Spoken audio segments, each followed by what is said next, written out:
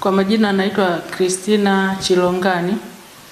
Mimi ni muuguzi lakini pia ni mkunga na ni mwalimu wa masomo ya ukunga katika chuo cha afya, chuo cha sayansi na afya shirikishi cha Mtakatifu Gaspari. Nimekuwa mwalimu wa ukunga kwa muda wa miaka 20 sasa. Na ukizingatia siku hii ya leo ni siku ya wakunga duniani. Kwa upande wangu mimi najisikia furaha sana kusimama katika hii sehemu ya masomo ya ukunga, kwa sababu mkunga ndio anayempokea mtu duniani. Anapozaliwa mtoto, mkunga ndio anayempokea. Binafsi mimi ninajisikia vizuri.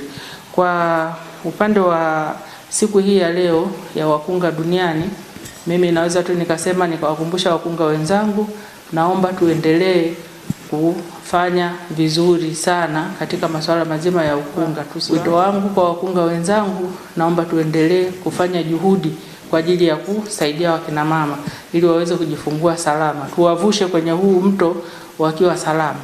Nawatakia wakunga wote duniani heri ya siku hii ya leo ya wakunga duniani. Mungu aendelee kutusaidia. Amen.